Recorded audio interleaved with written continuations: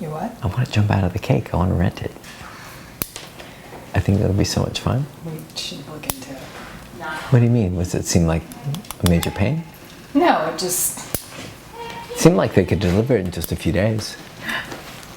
And yet, It's just funny. it'll be really stupid. It'll be awesome. So,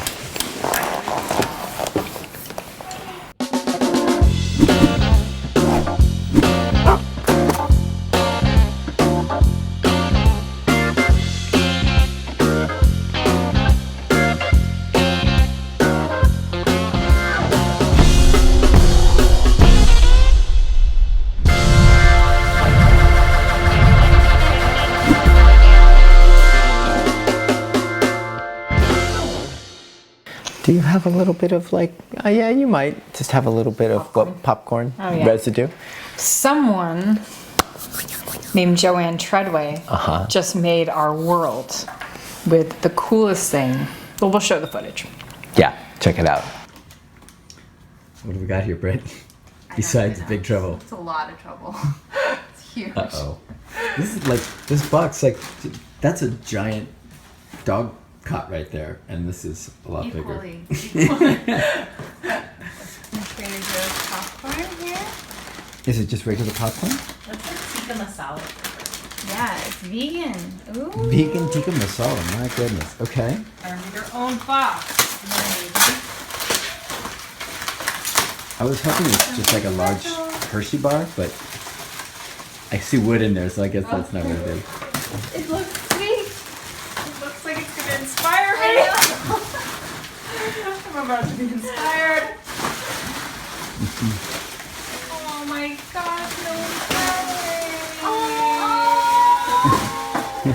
I'm gonna cry. Let's see it. Turn it around upside down, right side up. Oh my gosh. Oh, that's so cool. Believe there is good in the dog. Let's be the coolest good dog. thing That's ever. so cool. Oh, that is a really, Wow. really cool sign. And look at this. Yeah, Joanne and the tumbleweeds. With love and gratitude. That's so awesome. Look at Oh, that. that's so awesome. Joanne, thank you so, Oh my gosh, Joanne. so very much. We got to find a good home for this. Thank you, Joanne. Everybody say thank you. Thank you, Joanne. Thank you, Joanne. That's really, really awesome. Appreciate it. This is so cool from our life tonight. All right, let's read this. Wow, 100 Q&A episodes. Just a small token of my appreciation and a belated housewarming gift for your great new location. The extraordinary amounts of time, oh my god, knowledge and expertise you have generously dedicated to making this happen does not go unnoticed. What inspirations you are for personal growth and development. You have put together such an incredible team. Watching and reading your multitude of such detailed blogs, videos, DVDs, etc. of not only what to do but why have created a profusion of eureka moments. You put the good in good, dog. With admiration and sincere gratitude, Joanne and the Tumbleweeds. And then she says, P.S. Just think. It's George and the sad ropes. Just think where you would be if you'd invested all the time you devoted to the making of the 100 Q&A episodes into doing music videos. We appreciate all you have sacrificed. Oh, that's too awesome. Thank you, Joanne. It's the cutest. What? Oh, the little nose print. Oh, wow. Man, she's so creative. What was the best? Cool, right? We love you, Joanne. That sign is so cool, and it's so like our speed, like the colors. The colors and the way it's like kind of like reclaimed wood. And yeah. It's just so neat. We are just obsessed with it. Yeah, so. and now we're just looking for a great place to put it. Got to find an awesome spot to hang it, but just such huge thanks for that. Just such an awesome gift, and then of course the chicken tikka. Is it chicken tikka masala? It's tikka masala popcorn. Tikka masala popcorn, not chicken tikka masala. No, because it's vegan. Okay, Yeah. so they kept the chicken out. So tikka masala popcorn, which I've never even heard of. Me neither. But it's from Trader Joe's, and I know that Joanne works at Trader Joe's, so yeah, she's that's got right. she's got an inside track on the good stuff. That's So probably a new product. maybe Never heard of it. we're like part of the test group. Oh, Joanne, we can't thank you enough. But thank you. Yeah. The whole crew, like your card, like Made us all tear up. Little. Here's Shelby in the other room. Oh. Anyways, guys. Okay, so back in LA, obviously. I was in New Orleans for a little over 2 weeks. Miss Morgan was there for like a week and change. Worked with a ton of clients, oodles of clients, one-on-ones, walk doctors, board and trains, 1 week intensive, 2 weekers. I mean, it was like... It was a crazy time. It was a crazy time. And some like, I had 2 sets, like who booked that? I had 2 sets, just kidding. I had 2 sets of fighting dogs. Yeah. So that made it really interesting. The one set did a 2-week board and train, and they did really fantastic. Yeah. And then the other set, they were very limited on funds, so we had to get real creative with a program with them to give them just some kind of tools to kind of create some foundational control. Yeah. And then I think what they're going to do is just build sessions off of that as we go down. So challenging, which is always cool. You got to work with a really great little pittie named Marley. Marley May. And we found out, got a nice email today from them about her, because we thought she had some physical stuff, and indeed she did. Some physical issues. Her knees were really bad. But luxating patellas and some stuff, and got some bad teeth pulled. So my hope is that next time we see her, she'll be have a little bit more of a pep in her step. Yeah, especially with the teeth, because you were talking too, like her mouth's closed all the time. Yeah. If her teeth were really in pain, that's always something that we check for. She really struck me as a dog that was like not comfortable, and so she did great, but she did awesome. But she just needed a little bit of a little bit of extra doctorly help. Yeah. And so tons of awesome clients. NOLA clients are different than LA clients, so it's like a totally different vibe down there, which is fun and challenging. We went to the World War II Museum, but I think we talked about that in the last show. So, but I'll mention it again. Talk about it again. I'll mention it again because it was so great. And let's see what else we got. So, talk about the fighting dogs. We've been working with our good friend Chambray, who's also known as Cambry, and but I butchered her name for a long time.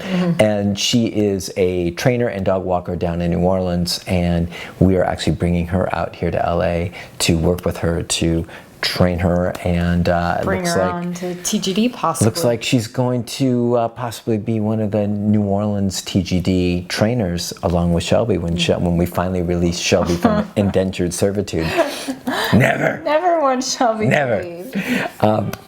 She's like, no. So we're building the crew, and in all honesty, we're really working hard on the big dream, which has been in place for a couple of years now, which is to build the TGD NOLA training center. So every time we're out walking dogs, we're always looking at properties, always looking at spaces, always looking at possibilities. So that is super, super on the radar, and as we amass the team, boy, does that make it a lot easier like you find the property. The location is easy. If you have the trainers and stuff. Absolutely. We've got Shelby in a great space, and if Chambray comes. I see a lot of people go the other direction. Like, let's get a spot and then we'll like build the infrastructure.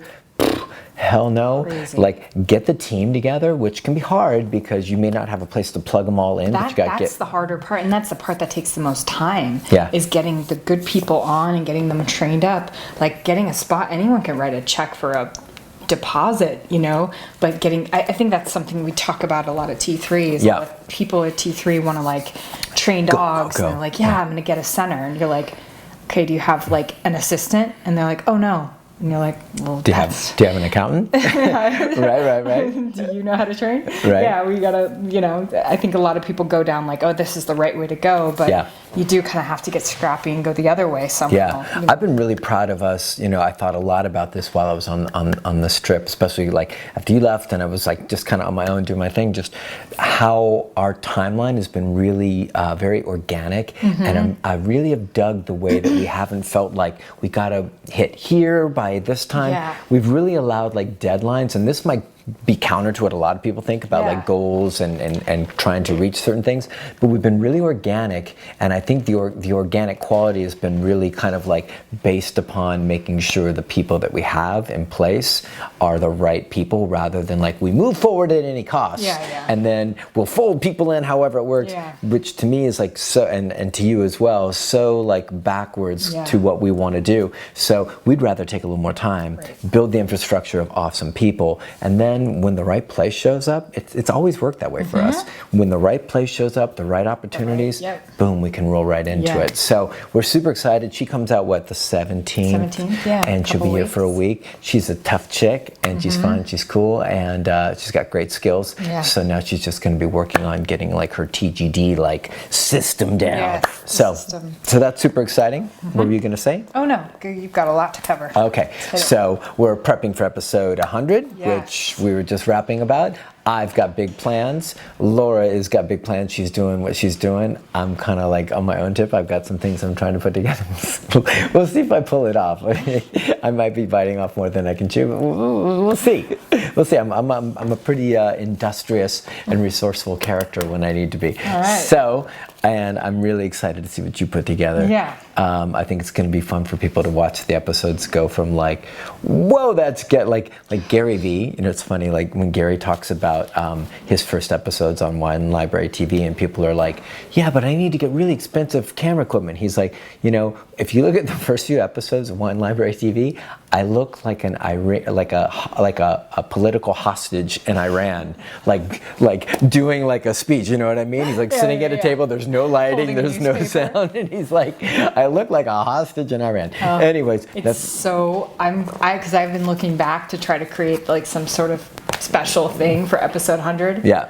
Oh my gosh, it's brutal. Is it really? Yes, like the lighting, but the worst is the sound. And I remember that was everyone's biggest gripe was like, I can't hear you guys. Your music is so loud. I can't hear us. I have headphones on, turned all the way up. I'm importing into another system and turning it up so I can actually hear it. Like, I don't know how people did it. And on top of that, like, we're just droning on. There's no there's no music under it, you know, or something. There's one episode that's really there's an that's hour so sad. and 45-minute episode. And I think it just me with a book like this?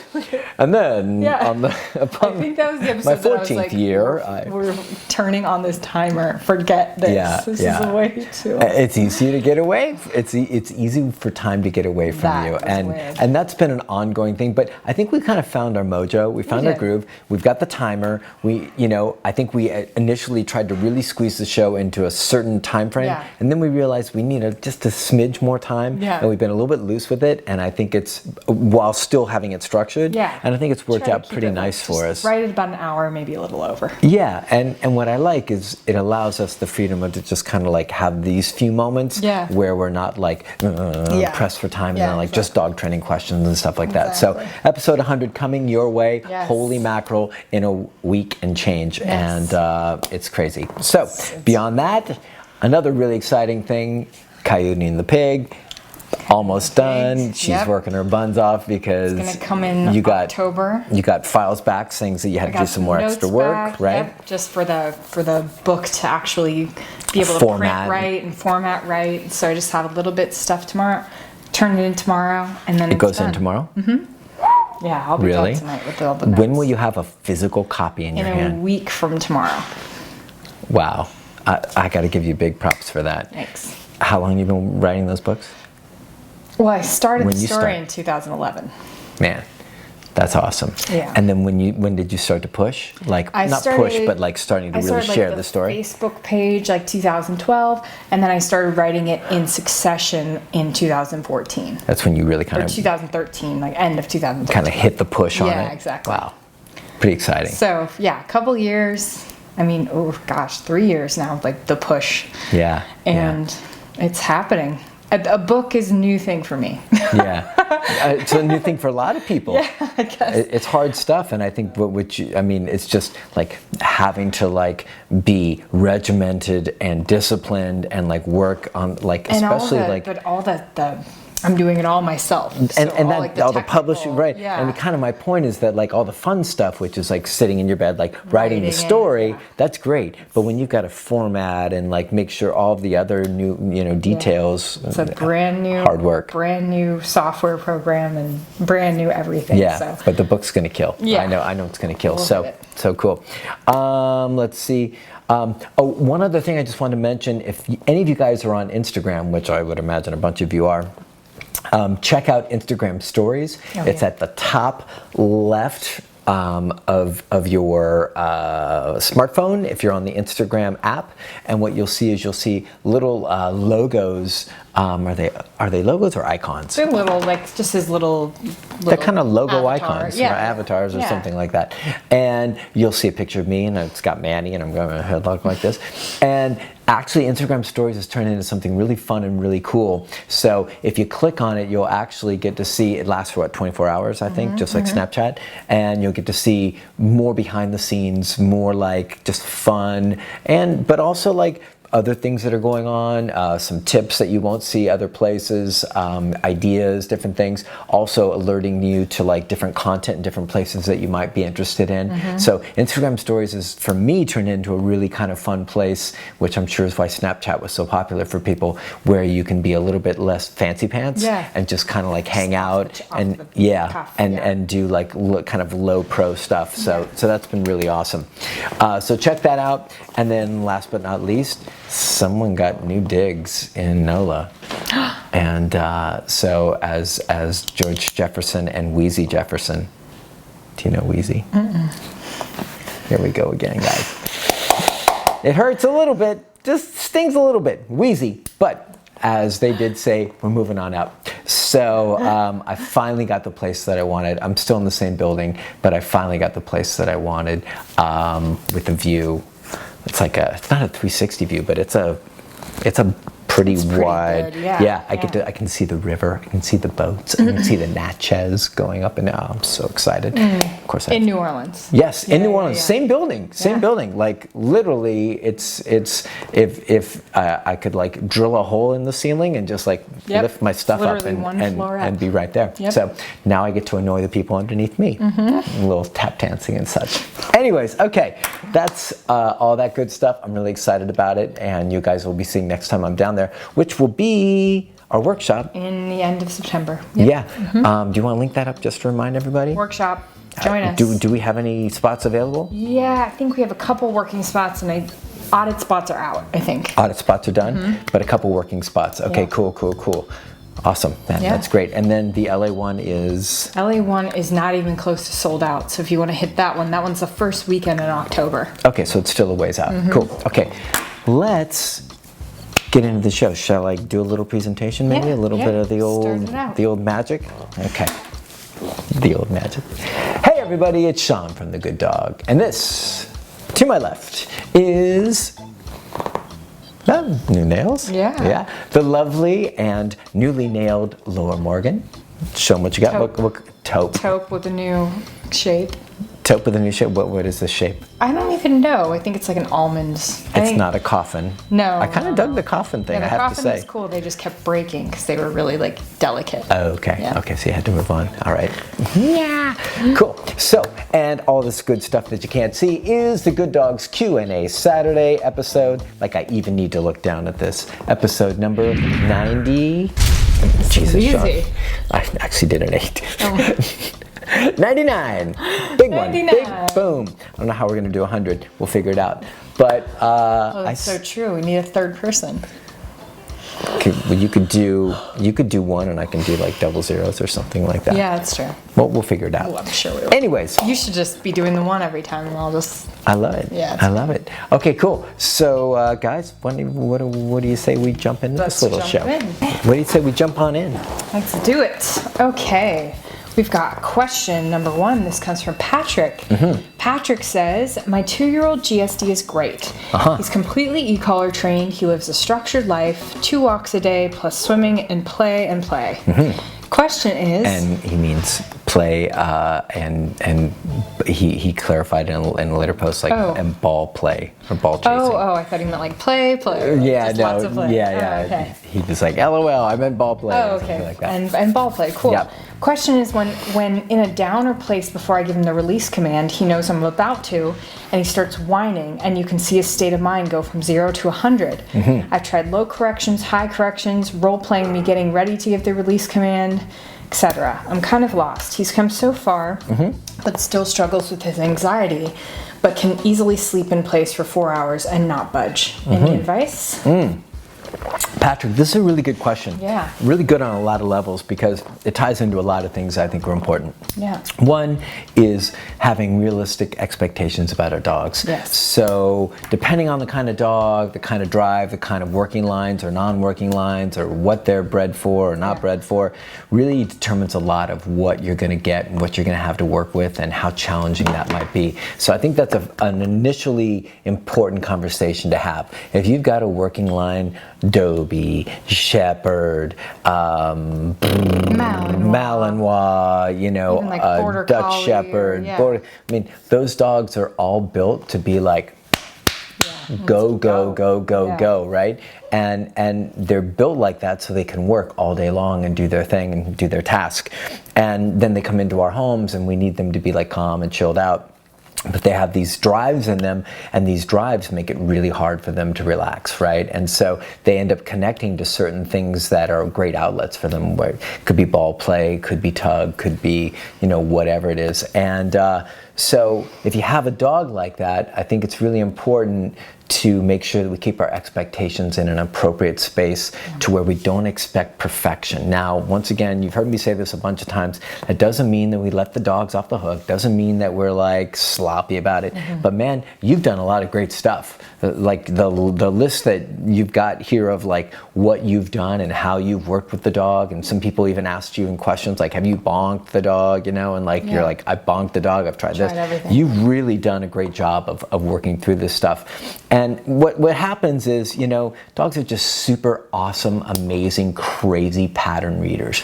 They're like, we might as well like hire them to work for like the CIA or something, because they're so amazing at like reading patterns that subtle little gesticulations or maneuvers or, you know, things that we do are going to set cues that we're not even aware of, even if we're trying not to set the cues. And I just find with dogs like this that have high drive stuff, if they're doing really, really awesome work everywhere else, and then you have these singular contexts where they kind of like really struggle because their drive is super high. For me, I'm kind of okay with that, you know, and to be perfectly honest, like for people that are looking and working with, you know, high drive dogs for certain tasks, they want that. Yeah. They're looking for Maus and Shepherds and Dutch Shepherds and whatever. They're looking for those dogs to be shaking the bacon. They're looking for them to be like, I can't wait, because those are the dogs that are going to be just like boom, ready to rock and roll. Of course, they need control with those dogs, but they really want those dogs like vibrating. Yeah. My girl Belle, when we did fly ball, like she didn't just like, she was better than most of the dogs, but when we were up there, she was shaking. She was shaking. She was so amped up to go, so much adrenaline, so much excitement. But even now, pull out the ball and she's still like, you can pull out the ball for Belle. She's, 10 years old and like one of the most balanced, great, awesome, sweet dogs, easy peasy. And what did she do? She starts shaking and like staring. It looks like you scared the crap out of her. All she wants to do is throw that ball, that ball. Come on. So it's like, you know, like a gambling person like strutting into Vegas, and they're like, come on, where's the blackjack tables, right? So anyways, I think that it's really important, like you want to share anything with like Cujo and like how he is with that? But even Polar Bear had similar stuff. He was highly trained and doing great stuff, and like you got him, like I put him in a downstay to have him just run, because he just loved to be released and just run straight for me with a recall, and man, would he just be vibrating. And I think what Sean and I were talking about before, with just talking about your question, was just like, if your dog is great in all these contexts and you've tried all this stuff, there really is no harm in him being kind of revved like that. Yeah. You got a dog that's a German Shepherd who likes to be revved up and is kind of in that gear. So and he may have bloodlines that like actually predispose him to that. Yeah, so I wouldn't worry too much about it. You know, if he's able to do place command. Now, contrary, if you had written underneath that like he's buzzing, but right before I give him the release, he also can't hold place for more than 20 minutes. We'd be having he's barking at people on leash and all that stuff. We'd have a whole different conversation. Yeah. But what you're talking about is just a dog who's just excited to be working with you and getting kind of like excited. So that's fine. And he's able to hold place command for 4 hours. He's doing great. I'm sure he's just great. Just go with it. I know it can be like kind of annoying. But everybody I know that has a high drive dog, they just kind of come to accept it. Like I've got so many trainer friends with Maus, and they just know it's like it comes with the territory. I know you don't have a Mal, but it's like you probably got a working line shepherd, and he's just a really like high energy shepherd. Or a really high energy shepherd. And so the only thing I'd add is that if you're really bound and determined to try and like tweak this and make this a little bit better, one of the things you can do is you can, instead of taking, which most people do, take the ball or toy or whatever the item is away, you can leave them out, right? You could like put a bunch of balls out and make your dog not allowed to touch any of them. So you kind of remove that contrast. You remove that like, oh, it's that time because here comes the ball, right? Or like, I know when dad moves towards the cupboard, it means this. Having the balls out will really get the dog into a space of like, not so much. But you might lose your drivey dog with that, in that context of like chasing the ball. So I can't say for sure, and honestly, I probably wouldn't worry about it too much. Neither of us. It's not anxiety. You mentioned anxiety in there, and you said he can't get that. It's anxiety in kind of like the good way. It's drivey anxiety stuff. It's not like anxiety that's going into other stuff. So I wouldn't worry too much. Yeah. So I think we would both like to give you permission to like enjoy your highly trained dog that you've obviously worked your ass off for, and like let him have his moments of like a little crazy nutty, and obviously temper it as best you can. But then like a little acceptance, I think would be great for you. I think you both. I think you'd enjoy your dog a lot more. Definitely. So hope that helps, buddy. Enjoy. It's an important one for people to get. Definitely. You know? Yeah, it's hard when you just want it to be perfect. Yeah, I think a lot of dog owners and trainers, but especially a lot of dog owners, think that like they're doing something wrong if they don't have if their dog isn't able to like.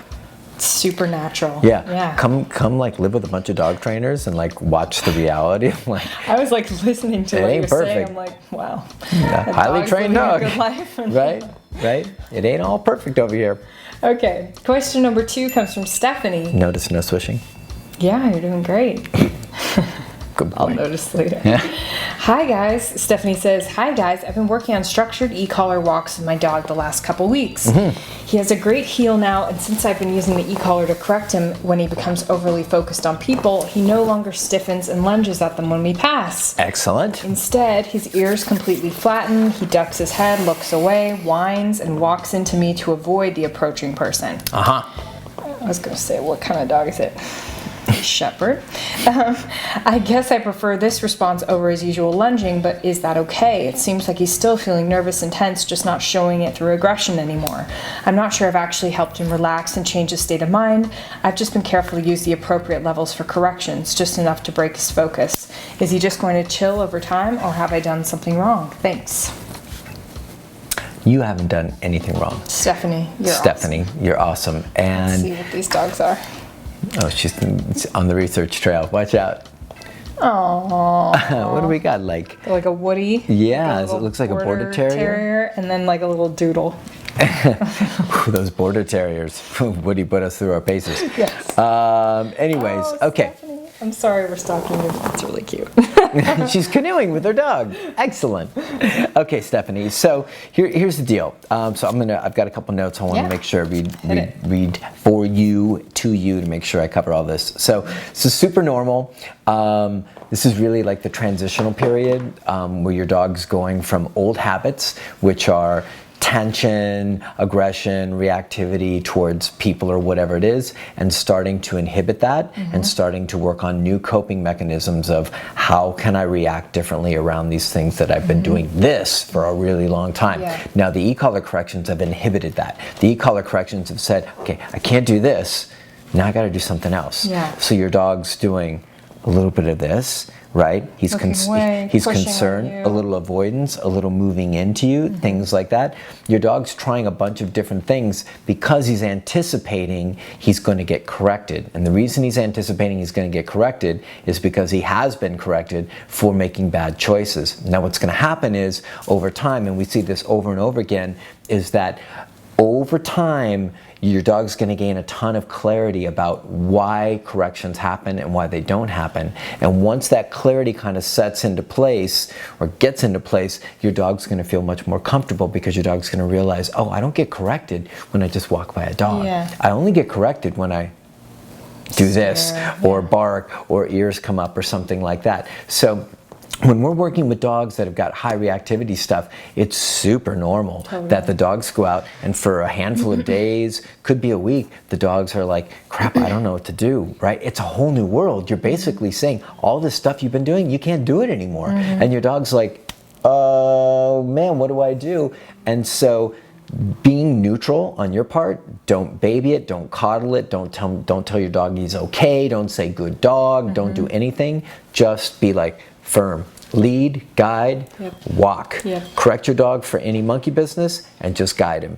And what's going to happen is your dog's going to gain total clarity about why corrections happen, why they don't happen. And once that really is clear for your dog, you're going to see him relax a lot more. He's going to understand, oh, that stuff doesn't happen as long as I'm behaving myself. And then that's when your dog can like walk by other dogs. But it may take a good amount of time for your dog to get to that space where he's more relaxed and more comfortable. But just to be super duper clear, you haven't done anything wrong. You're doing all the right stuff. Bless you.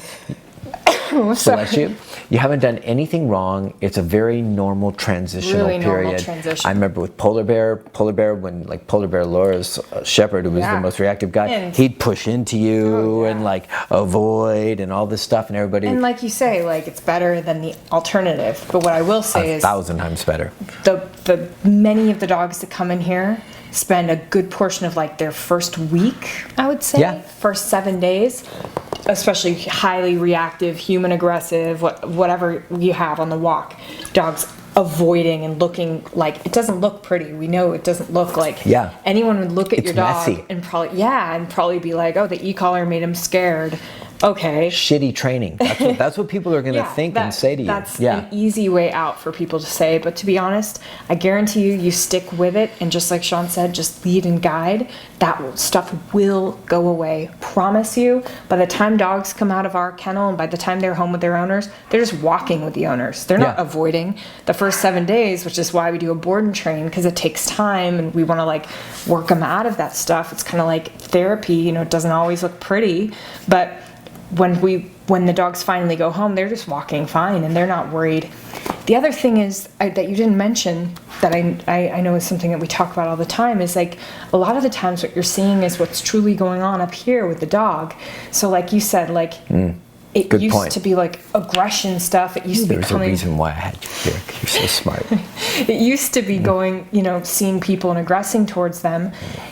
We know that doesn't come from like your dog being like the strongest, toughest dude in town. No, it's insecurity, anxious. What do I do? Okay, I'm going to do this because I can do this, And maybe it works. Maybe that barking makes the dog feel like the person goes away, they create space, all that stuff. It's just it's a weird thing, but what's going on inside is much more of the dog who's avoiding, nervous, concerned.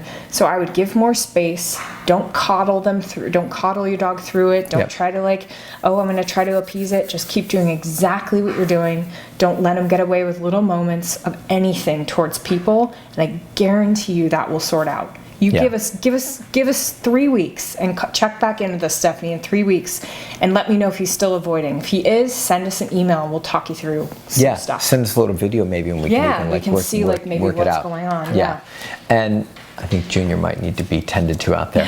But what Laura was really getting at, which I want to just hammer home, is that oftentimes when you stop a dog from doing its usual stuff, you expose the true dog. And I think that's what Laura was really getting at, is that once you stop a dog from doing the aggression or reactivity stuff that feels like the easy way to try and deal with stuff, and they can't do that, all of a sudden it's like, crap, I don't know what to do. There's a dog, let me look away. Okay, maybe I'll get corrected, I'm not sure, maybe I'll stay over here close to mom. There's all sorts of conflict and all sorts of uncertainty. What happens over the course of a board and train or continuous training is clarity is created. And I guarantee you, like Laura said, give us 3 weeks and watch your dog gain clarity.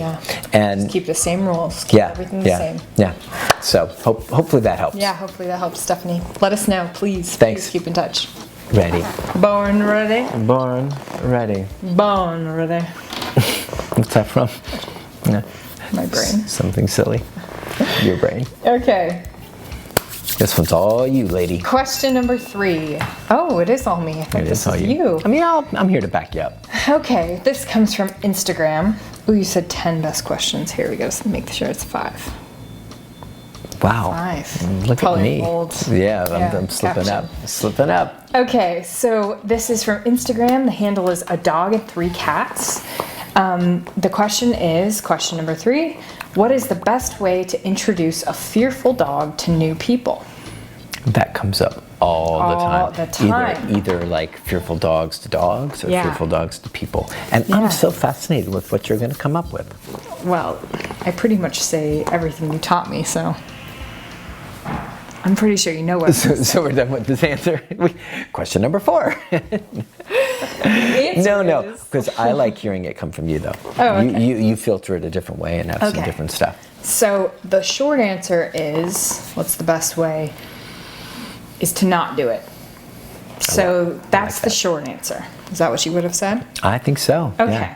Yeah. So fearful dogs don't need to be introduced, like forced introduced to new people, because they're not comfortable with it. So what I would say is that if your goal, like what are your goals? I think that's the thing. Like the question's really simple. So if the goal is, I want my dog to be able to exist when people come over and have him not go after them, bark, stare at them menacingly, you know what I mean? That sort of stuff. I hate the menacing stares. Or go in the corner and get nervous, Yeah. you know, any of those things. If the question's more like that, like I don't want my dog to be doing those things, we would suggest just an overall kind of like e-collar program. Because for fearful dogs that have fear stuff around people, getting them e-collar trained and actually holding them accountable to things like, say the people walk in, right, and the dog's on their dog bed barking and growling or backing up and not wanting to get close, you just correct that, bring them back and put them back in place. That would be the create finish. some structure. Yeah, just more structure, more accountability to some rules. It makes nervous dogs feel more comfortable. So obviously that would be final product, don't just correct your dog and put him on place, but spend some time, you know, going through. You gotta train him. Go through our DVDs or our free videos and teach, like, you know, e-collar recall, e-collar place command. You got to teach all the basics on prong first. So fearful dogs are no like walk in the park. Let's put it that way. So you have full program. Now, if you're saying like, well, my dog's fearful and I want him to go up and meet my friends when they come over. No, we don't do that. So if you have an uncomfortable friend and they're like, you know what, I'm not really into like dinner parties. Do you force them to come to your house for dinner parties, or do you get together with them one-on-one for just a nice intimate dinner between you two? Obviously, the answer is the latter, because you respect that human's boundary, you know? I think a lot of us picture like dogs the way we want to picture them is like Lassie. Like, you know, why isn't my dog Lassie? Like, why doesn't he like everyone? And why can't he go up and smell them and be comfortable? And our expectations projected onto them. And it's just not fair. And what we see a lot are relationships between owners and dogs breaking down because of the pressure the owner, not knowingly. I know you're not thinking like unintentionally. But there's pressure being put on the dog by the owner that the dog doesn't appreciate, and he can't do anything about it. It's like owners walking their dog up on a leash. They're literally like on a chain to walking them up and saying, meet this other dog. It's like forcing them into an interaction that they're not comfortable with. Yeah. And then they're like, why does my dog attack other dogs on leash? Because you forced them into the situation. They took the only way. You created high stress with an unfamiliar animal, and then you said, go have a positive outcome. Yeah. Right? And I think what you're comparing it to is the same thing with human beings, right? Yeah. Which for some dogs, like, that's 1,000 times worse. Yeah. Right? Especially like males, like a dog that's nervous or afraid of a male, and you're like, I want my dog to be better with males. Great. So I'll make sure I walk him up, I'll put him close, and then I'll have him make sure that this guy gives him a treat. Because if a guy gives my dog a treat, he's gonna love guys. Yeah. No.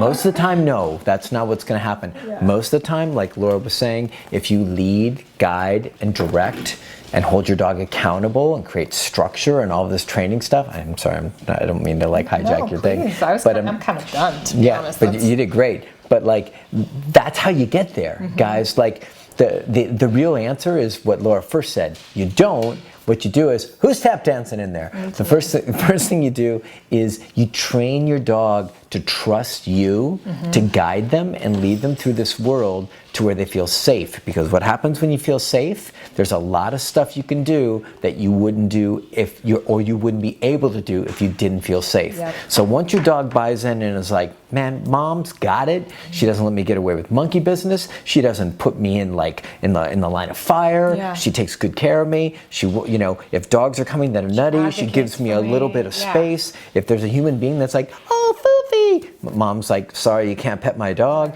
Then your dog sees all that and goes like, poof, rock and roll. Yeah. What happens? Confidence starts to come up, and you might just find that your dog feels different about human beings and other dogs because you haven't put them in a place where high pressure and high stress has removed the possibility of your dog to create a new feeling, a new association, a new emotional state around those triggers. So I think that was pretty, I kind of liked what I just said. Yeah. But I think that's a little self-congratulatory thing. I think that's really where the answer's at. And I think you said it really nicely. And together, I think we kicked that one's butt.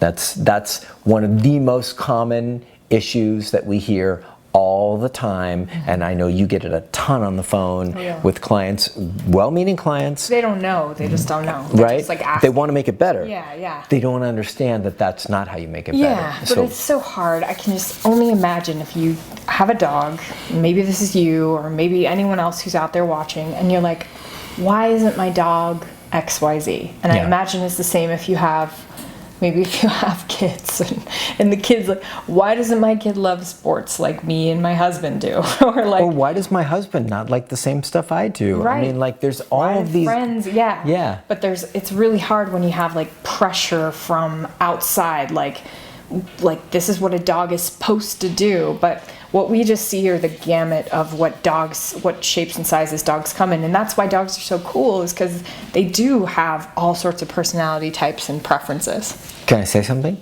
Right. The difference between the husband, the friend, the girlfriend, the whoever, is that they can tell you, I'm not into it, and I don't want to be there. The difference with your dog, they can't say it. Yeah, they just have to go tolerate whatever you put them into, which is why the pressure and the responsibility falls on you squarely, 1,000,000%. It's so funny to me that you say that, because the dog says it louder than humans do sometimes. The humans will they just don't say it in a regular verbal conversation. They'll bite someone, or they'll attack a dog, or they'll growl, or they'll stare. Send you to the emergency room or whatever. But us, we're all passive aggressive and like, no, I'm fine. Yeah, sure, I'll go to the dinner party. You go there all uncomfortable, and then but you can see you're like to resent, and then you're like, you know what, I don't want to hang out with that person. The person's like, what's wrong with their deal? And that's like the human dance. Yeah. But dogs are just like, rah! And show it right away. Or they don't do this big display. They do like small stuff. Right? And a lot of humans don't see that stuff. And so all the lead up stuff that's right before the big, all that stuff is quiet, wide eyes, tension. My guess is if you're asking the question, you've seen past the lead up. Because a lot of people are just like, oh, she's just shy. And then all of a sudden she bites, and you're like, oh, okay, she's not shy. She bites. People. She bites. Anyways, let's be done with this one. I think we got some good info in that. Okay. Good. Careful, she bites.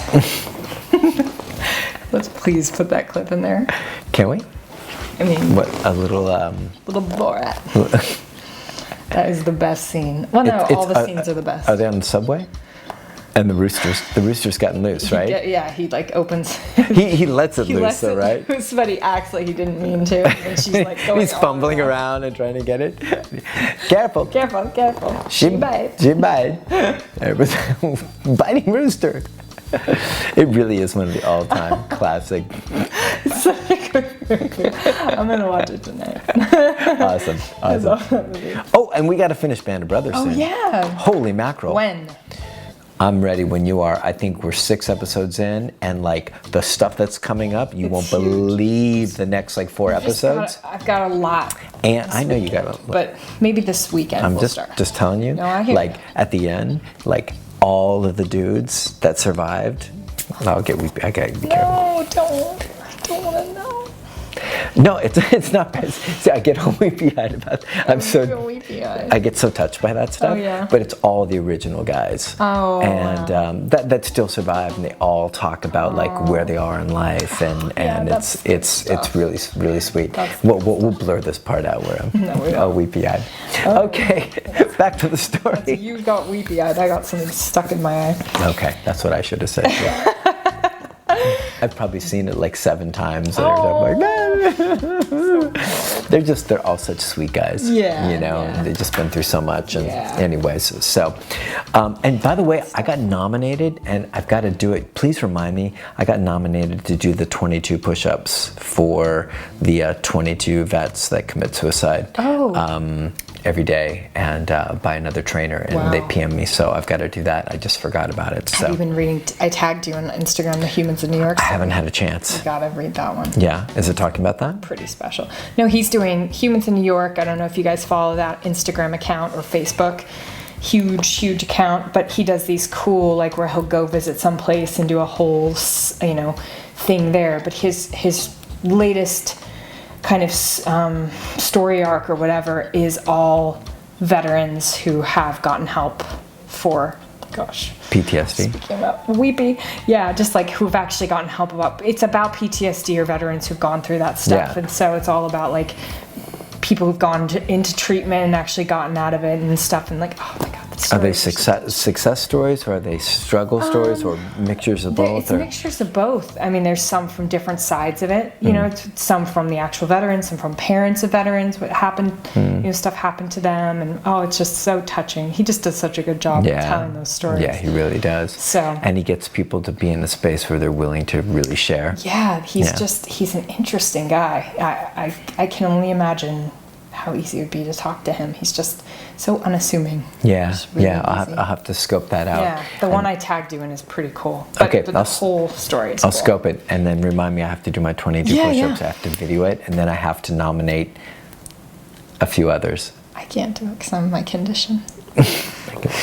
By the way, do we want to announce your condition? Seeing as you've already announced it, like... I guess we have to. You've already announced it publicly. On public. On public. On public. And in public. No, on public forum. On public forum. This girl is with child.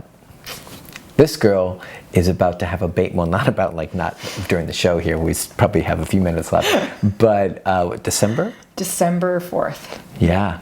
Big news. That might be the end of Q&A Saturday. I don't think so. Maybe it'll turn into like baby stuff. We'll just have to do Q&A Saturday where you get to see the baby. Yeah. So what's the due date? December 4th, which is Jay-Z's birthday, if anyone wants to know.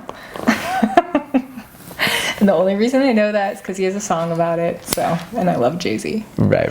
But yeah, I'm pregnant. So you might see me. I'm sure you have seen me expanding. It's been funny because before you announced it, there's been like pictures, or like when you're doing the robot dance, you're really like, God, I look huge. No. And then pictures you take at seminars where it looks like, I'm 6 months, or I'm 26 weeks, so I'm into my 3rd trimester, and I To me, I look big. You can't really see so much. Yeah, but pregnancy. you don't carry it like No. like there's girls I that are gained 20 pounds. yeah, which is like how does that fit on the It's good. I mean, it's normal. what would like maybe somebody who's gaining more, what would be like at the top end? Oh, some people gain like 50 to 60 pounds by the end, yeah. And the lighter end? Probably on the lighter end would be, I know girls who've gained just like 15 to 20 through the whole pregnancy. Wow. I still have 3 months to go. Yeah, so you got Haagen-Dazs and all sorts of stuff. Big plans I have coming. a whole baby to grow, really. I bet I gained 30 pounds. That's what he said. He said your biggest jump was in your second, which is really normal. So. Okay, wow. Yeah. So December, and things are changing at the Good Dog. So congratulations to you and Simon on your Impending child. yeah. So big news, guys. Yeah. Be sure to send some congrats if you didn't hear about it all the way already on her Facebook or Instagram. It wasn't like a planned like event. A sneak attack? I'm not trying to like diminish it, but it's just it wasn't like let me picture this as yeah. No, it wasn't like I was like, oh, I'm family planning. Right. You know, like where you like pick it, you know, like Yeah.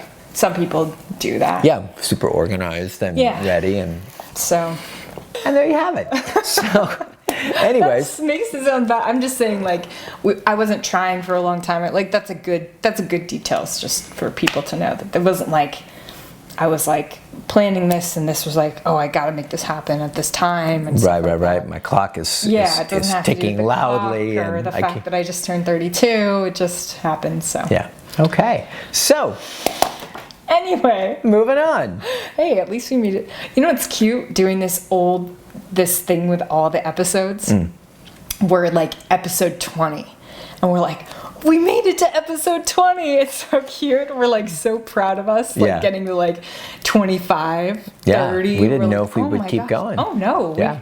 Like episode 10, we were like, oh my gosh, we've actually done 10 episodes. Because it was a lot of work, and we were finding our way, and it was like Yeah. clumsy, Yeah. and, you know. And we didn't think anyone would watch it, and then people Yeah. started watching it. And we were nobody was watching it. But it was like an hour show, and we thought for sure that no one would want to watch an hour of us Yeah. jibber jabbering. And now, like, once again, the numbers are not to toot our own horn, but like we've never had numbers move as quick as they. Yeah. We're not breaking YouTube just yet, but they're still holding on. But we're hitting like, you know, within a week, like 7, you Yeah. know, and moving up towards 1,000 viewers. Yeah. You know, like a week, it's slowly Yeah, getting there. like in So. a few days we'll get like 500, 600, which is crazy. In 2 days, we got 600 That's views, crazy. which is like for an hour-long program about dog stuff. Well, not bad. All right. Insane. What do you say we move on? Okay, so question number 4 comes from Dane. Dane says, hi from Minnesota. Having trouble reaching a calm state of mind for our 3-year-old Doberman Foster.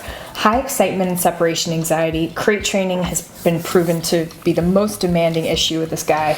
We've had him 2.5 weeks, and day 1 we've implemented highly structured routine like walks, obedience training, thresholds, duration work, limited affection, etc. Besides these things, is there anything? Good stuff. I know. Is there anything we could be trying or implementing into our approach routine? We are keeping a calm approach with good energy, but exerting force and leadership when needed. Thanks, good dog.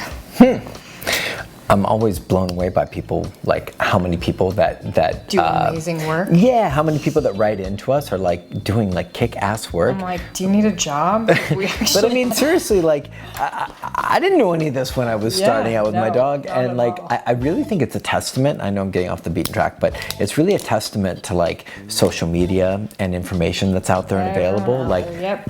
it just wasn't out there prior. And now all you guys who actually care, and are willing to do the work, you can actually grab this info and start Yep. running with it and start doing great stuff. do it And for free. instead of having like a maniac of a dog, you've got a dog who's got all this great stuff and then just one little thing you're working on. Yeah. So like, I just couldn't be more proud of everybody just showing crazy. up, doing great It's stuff. just crazy. And to be honest, like mission wise, I know we've chatted about this before, but I'm gonna just say it again. Our mission is to really like impact the dog training world. Like, once again, it's really morbid, but if we were to like fall off a Pass building, away, yeah. get hit by a bus, Plus, lightning strikes us. I just want to make sure that all of this stuff is down, is locked in, and that no matter what happens to us, hopefully Laura won't off me and then like take over TGD. But why would I want to do that? Like, I'm just trying to think of the situation where that would like, oh my gosh. Like, you could just be like here in the chair and you could be like, so I anyways. do that anyway. But it would just be you. You could just tell stories of your childhood and like. Q&A? Yeah. If you were gone, Q&A might not exist. No, it would just be you talking about the Roger and stuff like that, and your early stories of like playing drums. Back in and my stuff. young days. Right. So, anyways, okay.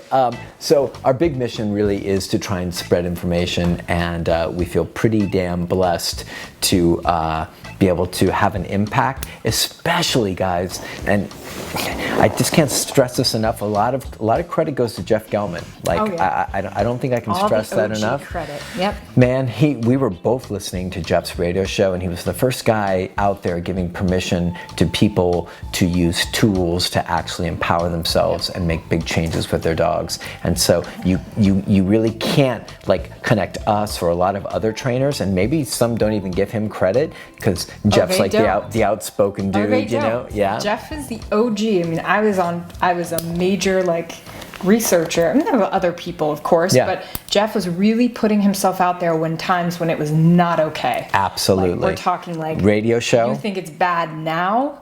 Just 6 years ago when I found Jeff, it was 5 years ago, I guess. Yeah. It was so bad. And he got the mount.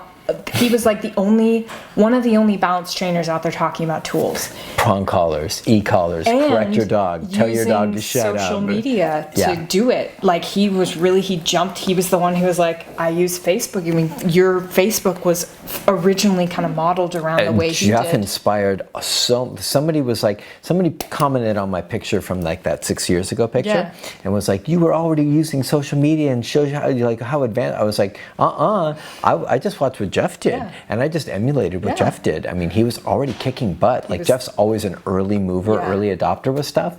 And so like he was like the radio show was like not social media, but it was a version of putting himself out there in a huge way. And he caught so much flack.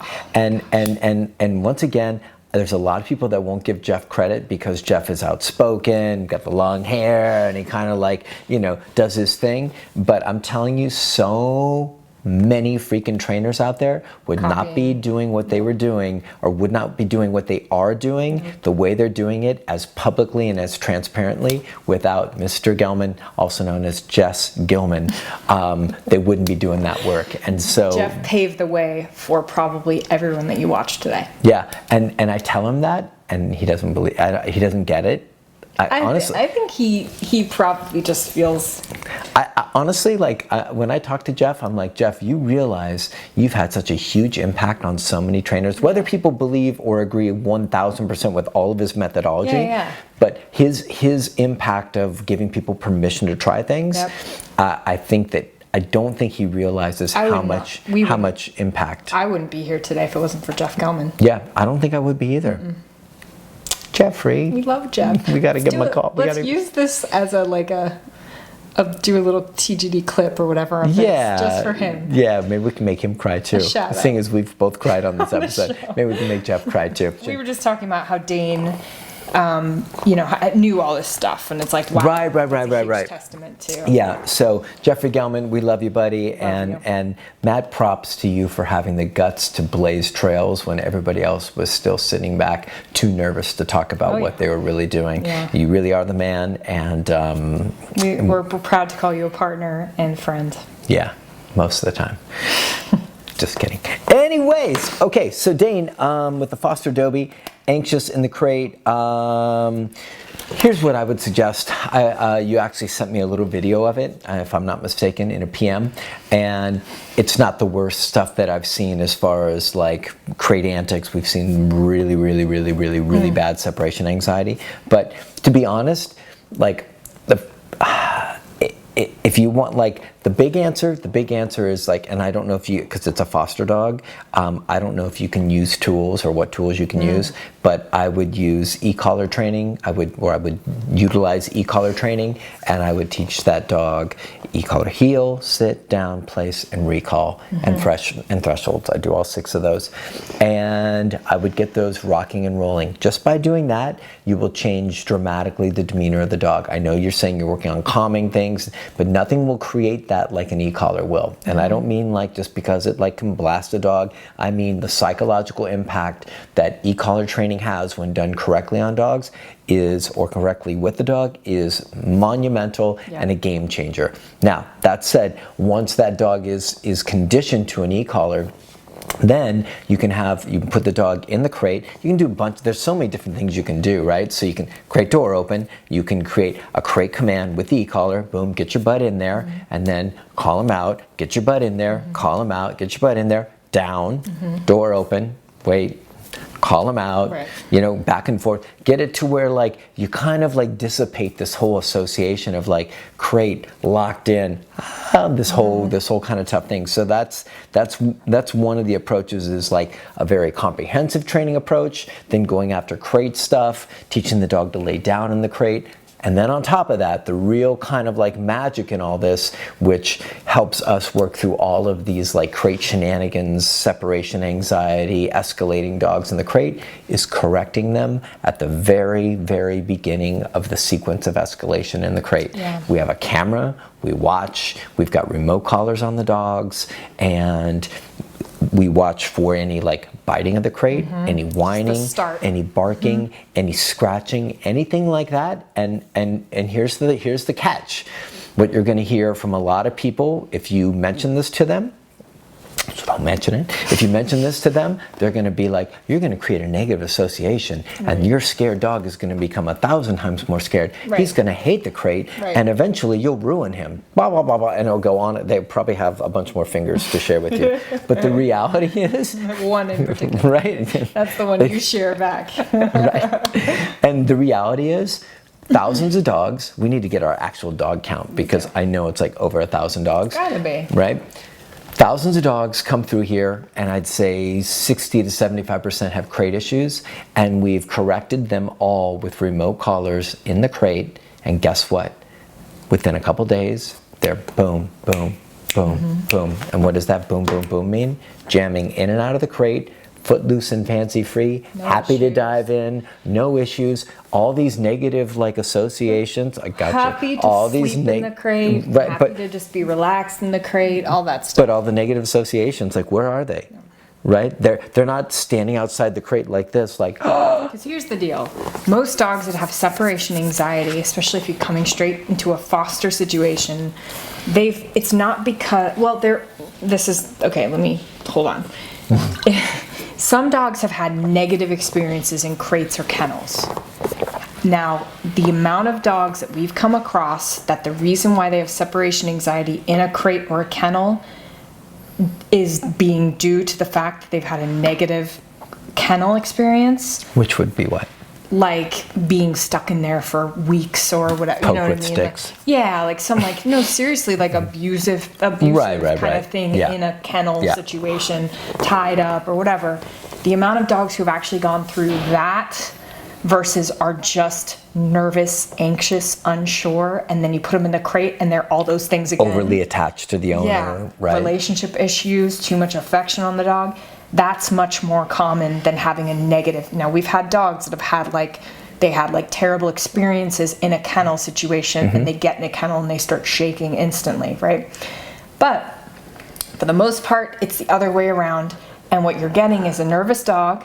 So that's why teaching them all these behaviors, teaching them that the crate is no problem. Those dogs end up loving the crate because they're like, this is my safe place. This is my haven. Yeah, right? It's cool. Yeah. Nothing goes on. I go in there, I lay down, I relax, I get fed in here. Everything's rosy, everything's peachy.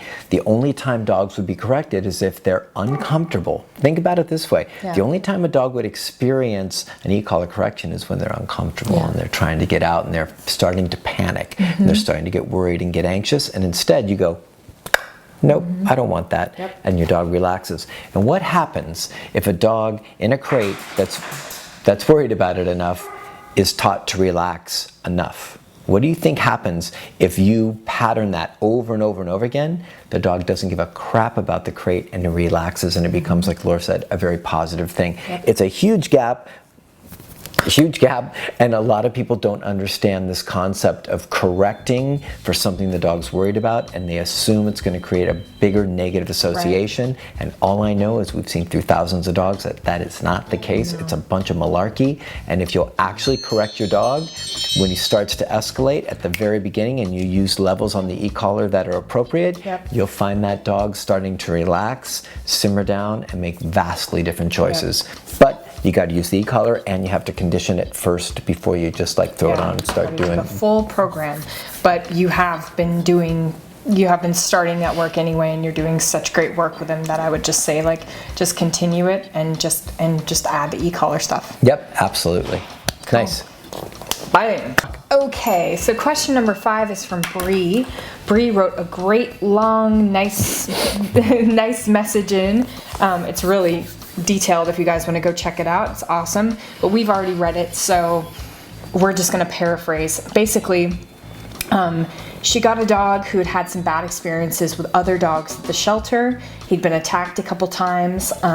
She started building like foundation stuff right away, like sit, place, heel, down, come. Right. She did an off-leash group class with him. He has dog friends. He has great social skills when he's properly introduced. Yeah. Wow. He's also e-collar trained and does great off-leash. The one issue I can't seem to tackle... More like amazingly talented like owners. Thank you, Gelman. Trainers. I can't seem to tackle and continue to struggle with is the oncoming... That sounds like Cujo might need to have a word. Playing with him. Is the oncoming dog is not balanced or is barking, lunging. The dog's intensity goes from 0 to 100, and he's usually like really mellow. So she corrects immediately at the sight of fixation or overexcited energy, like ears, the mouth, whatever. Yep. It always matches his intensity, but he'll ignore, super high levels, which is like 50 to 70, she says, on a dog tra, and ignore a prong correction. So it's hard to correct him early, basically.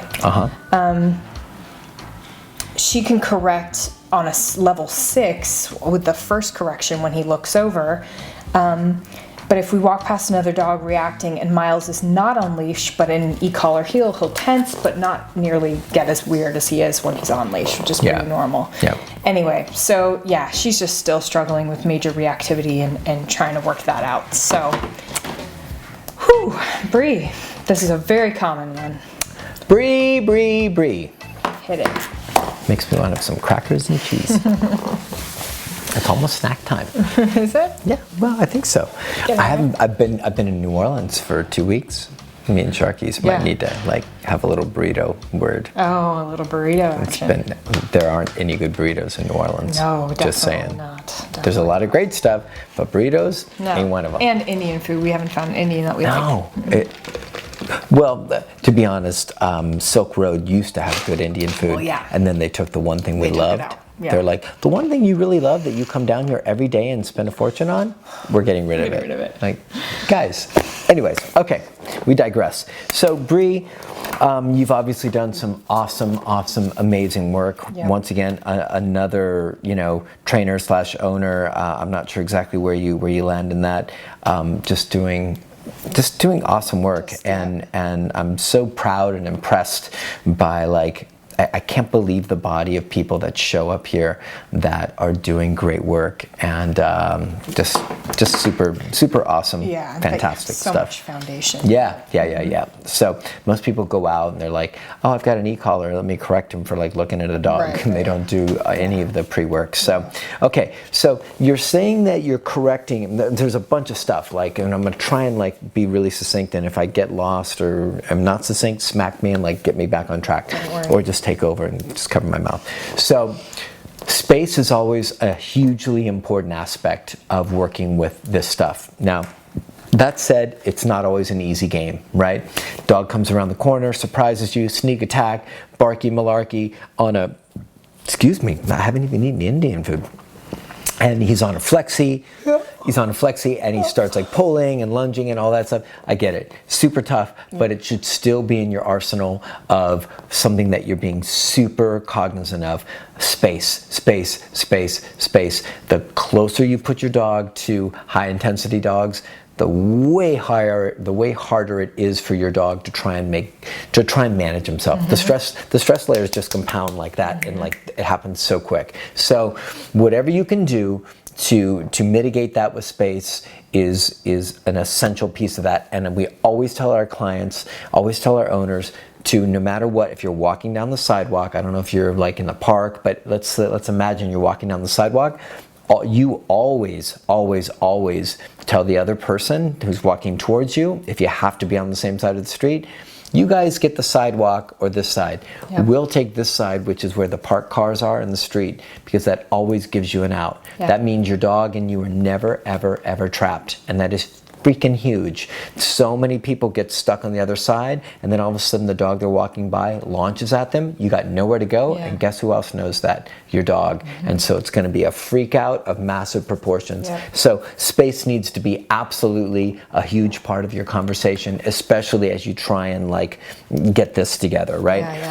Beyond that, now you said you were doing corrections that were, if I'm not mistaken, like in line with his behavior escalation at the first sign of ears going up and things like that. She's doing a really good job of that. Right.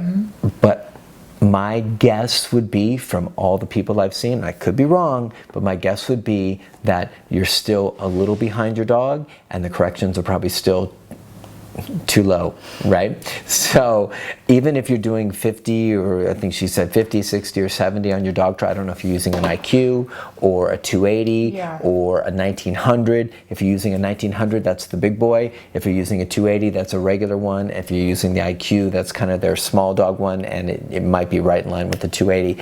But the reality is that once the sequence of escalation begins, you're on a roller coaster ride, and trying to like use any levels, once that roller coaster really starts moving, you're really toast. So the secret with this is, boom, if we can get enough space to where it buys us a little extra window of time before your dog like takes off, and you roll up really high, and the split second that like high for him, relatively, and, whatever it is. And honestly, from what she's sharing, it's probably really high. If he's like, this intense, for people to hear. I'm not just gunslinging. I'm not just like roll it up. In general, this is like a concept that's so important. Yeah. So it's important that people know that it's high for your dog. Which right. 15 Context is really important. So thanks for adding that. Yeah. I'm speaking specifically to you and your dog. Yeah. For some dogs, a 20 would be mind-blowing. For a lot of dogs with high reactivity, especially like pittie dogs, like it doesn't mean much. Yeah. So for some of these guys, we've had to go to hotter collars, because if you're using like a Dogtra IQ or a 280, it just may not have enough headroom for you to have a valuable enough conversation. Or you're just not having that valuable conversation at a high enough level, quick enough for your dog. So what I would be doing is I would be going out and I would at least experiment with that. And for a lot of people, it's really hard. Like, small infraction, large consequence is something that we all believe in firmly, but catches a lot of hell. There's a lot of trainers that are like, that's unfair, it's unreasonable, blah, blah, blah. But what's the alternative? The alternative is management. The alternative is, let's see if we can find just the right level where he doesn't like explode, but he's just teetering on the edge. That's not what I want. I want a dog to do his very best work. I want a dog that walks down the street, sees another dog that's acting the fool, and goes, you know what? God, that went quick. Sees another dog acting the fool and like goes, I'm not interested. Not worth it. And the way you get that is by, at the very beginning of that escalation sequence, a higher level correction. And I'm talking split second. I will walk dogs that I'm walking, like I'm walking down the sidewalk and I'll see a dog across the street and they don't see it. I'll walk the dog and I'll put him right between a car and I'll put him into a sit and I'll wait for that dog to walk right by them. And the dog will be like, doot, doot, doot, doot. And the second I see that, I'm already up on the collar. Bam, the dog goes, holy mackerel. You're not doing it in motion. You're not doing it in a stressful sort of like, oh, let's get through this. Nope. You're actually setting it up. And that's another thing, like, you may have done all this work, but you may need to go a little bit back to square one in terms of like that kind of like pretending like it's a training dog, setting it up, looking for dogs, going, okay, how can I do this? The other thing I wanted to just point out really quick, because we got to wrap this up, is just that you say that once the dog passes, he'll turn around and try to fixate, but I correct that instantly, and he listens on first correction, which is low level e-collar correction level 6. So that means that you're dialing up when things are getting hot, when things are getting hairy, then you're dialing back down to like 6, and then catching him when he's turning around at that 6 and he's That's cool. a management level. That's management. So what I would say is that second correction, I don't know if you're correcting high first and then you're dialing down because the dog has passed, but that second correction needs to be at that same level, because your dog's still thinking, even though he's not exploding, he's still thinking the bad stuff, right? So if he's turning around after you've just been wrestling with it, I can picture it because we see our clients go through it all the time. You're wrestling with a prong and you're dialing up and nothing's working, and then you get past and he still cranes his neck behind. Bang, not at 6. That's where you stay at that level. So just want to make sure that you're not trying to just be too like cautious, like, oh, well, the dog's passed, so now we need to go down. I know that it's sometimes a hard one to you bring up such a great point, and I didn't even pick up on that nuance. I realized I didn't really like read it as clear or whatever, but yeah. But like, we're so programmed, trainers are so programmed to try and like low level it. And the reality is that's fantastic for training. But when you're trying to create an inhibition, like think about this really clearly. Like when we're training place, sit down, recall, whatever, it's all like extremely low levels that most humans can't feel. But when we're out there with a dog with behavior issues and we're saying, I don't want you ever freaking doing that again because it's dangerous behavior, that's not no low level stuff. No. And the reason is because you cannot create an inhibition where your dog will in the future do his very best work with levels that are uninspiring. So as your dog starts to escalate, and even if you catch him what you think is early, but you catch him at a 60, but he needs an 80, 90, or 100, hey, I'm just calling it like it could possibly be. 80, 90, 100. If you're not hitting him there, you're hitting him at a 60 and his mind's at a 60, you're toast. All you're doing is managing. Your job is like where your dog is, you need to be above him significantly to cap that and bring him back down. And just like Miss Laura said, that if he's turning around to look, he's still in a shitty space. He's still like, I'm going to clean your clock, right? You didn't. Here's the thing we always tell clients. What are you looking for when you give a correction to the dog? A state change. You're looking for a state change. I'm not looking for a dog that like doesn't bark and doesn't lunge. I'm looking for a dog that goes from like this, whether he's barking or making noise, to relax. That's what you're looking for. Or looking up at you like, oh shit, I didn't mean to do that. But I'm serious. What is it, Bree? Bree, focus on looking for a state change. Don't look for like managing and not getting lunging, barking, growling. Look for your dog to go like, ears back, relaxed, shit, I'm sorry, I don't want to do that again. And then if he tries to look back again, same high level correction. Teach your dog that all of this monkey business that he's getting into is completely 1000% unacceptable, and that there's a consequence that's very significant for it. And if you do it early, and you do it at a firm enough level, like you're not going to get this kind of information just anywhere, because a lot of people don't want to talk about it because it's the unsavory part of stuff. But I'm telling you, you want to get through the stuff, this is how you get through it. So, and just to close out before we get there, to the end of the show here, I'd love to know what collar you're using. So put in the notes what collar. If it's the IQ 280, 1900. If it's 1900, that's a big collar. If it's anything under, that's a pretty small, mild collar. If you want to move up, you can move to the 1900 dog trail. If you want to move up, you can move to the Boss, which is e-collar technologies. Both of those have more headroom and will give you a bet. There's dogs that come in here. Just recently, we had a pittie in here who's doing much better. But boy, if she wasn't on a Boss working at high levels, her owner would be still struggling to walk her. And guess what? She's not. Yeah. She's not on high levels anymore. No. That's the other part. Once you're it's that lasting Once you've impression. convinced. Yeah. We don't want you to manage your dog. So many people talk about, oh, I have to use the collar for the rest of the dog's life. No, not if you find the right levels and work. We don't want you spending the rest of your dog's life with the e-collar remote in hand. We want you to be walking down the street with your dog. He's like, I've done this a million times. Like Oakley's a great example. Your dog, or any dog that comes in here that has great owners. Oakley used to like go crazy over dogs on the walk. You did enough significant corrections and patterning with, no, we don't do that. He tried to kill dogs and eventually killed a dog. Right. I mean, like, we're talking about the most serious of like just the reactivity part. Like Oakley could walk on a flat buckle collar by the end of not just the end of his life, but when he was like well past that stuff, he didn't care about dogs. But that's because Sean made a lasting impression with a certain thing. Now, if he hadn't, that impression was a consequence. Yeah, like if you do this, this happens. Yeah, and he said, I don't like that, and so he said, I'll make a better choice. And just keep it simple like that. So to close this out, take a look at what collars you've got or what collar you're using. Let us know in the comments. That could be part of the problem. Not getting high enough quick enough could definitely be part of the problem. Space. And then the last thing that I'd add to that, which a lot of our clients have had success with, Tara Isaacson, who's a Q&A watcher, had a lot of success with her reactive pittie, is a dominant dog collar.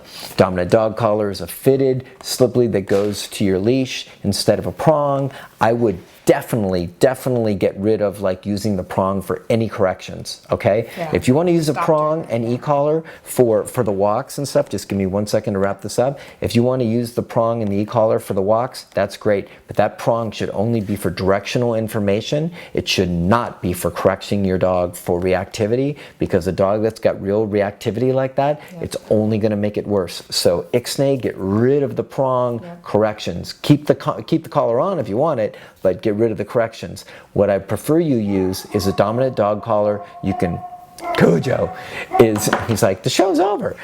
What I would recommend is you go to like, I think Learberg.com, size it, get the right size for your dog, dominant dog collar, hook a leash onto it. Your dog starts to get revved up and give you a hard time. Slow upward pressure, hold until like your dog relaxes. Don't put your dog to sleep. Don't make your dog unconscious. Don't hold your dog up in the air like this. It's nothing that dramatic. It's pressure up. Your dog's front paws should just slightly come off the ground just a little bit, and your dog should get worried, and your dog should relax, and then you relax the leash to answer that, and your dog goes, that crazy stuff I'm doing, not so much fun. Anyways, gotta wrap. This is our next mini series, right? Guys, episode 100. Episode 100 is coming. I have some giveaways, I have some updates, and we have some fun stuff. So get ready for that and tune in, please. It's gonna be so crazy. I got such big plans. All right. All right, guys. Talk to you soon. Guys. See ya. Bye. Bye.